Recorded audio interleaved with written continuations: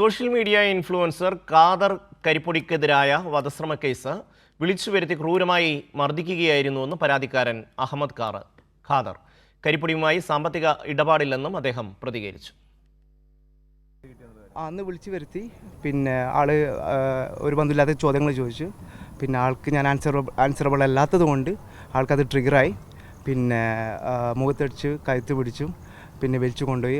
ഖാദർ മാത്രമല്ല, അവൻ്റെ കൂടെ പിന്നെ റാഷിദ് അലിയും പിന്നെ ഈ പറഞ്ഞ അഷ്റഫൊക്കെ ഉണ്ടായിരുന്നു. വലിച്ചു കൊണ്ടുപോയി, പിന്നെ നെഞ്ഞിലേക്ക് ചവിട്ടി, പിന്നെ വേറെന്തൊക്കെയോ സാധനം കൊണ്ട് എൻ്റെ പിന്നിലും മറ്റേ ഇതൊക്കെ വരച്ചു. പിന്നെ അത് കഴിഞ്ഞിട്ട് പിന്നെ വേറെന്തൊക്കെ സാധനം കൊണ്ട് പിന്നിലേക്ക് അടിച്ചു.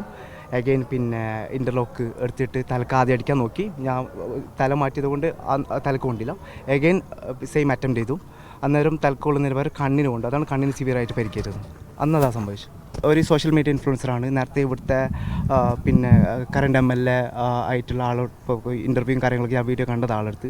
പിന്നെ അതിനു മുമ്പ് പിന്നെ നമ്മളെ ഹോം മിനിസ്റ്റർ ആയിട്ടുള്ള ഈ ലൈക്ക് ഹോം മിനിസ്റ്റർ ആവുന്നതിന് മുമ്പുള്ള ഇൻ്റർവ്യൂവും കാര്യങ്ങളൊക്കെ ഉണ്ട്. മേ ബി ആയിരിക്കാം, ഇൻഫ്ലുവൻസർ കൊണ്ട് തന്നെ ആയിരിക്കാം.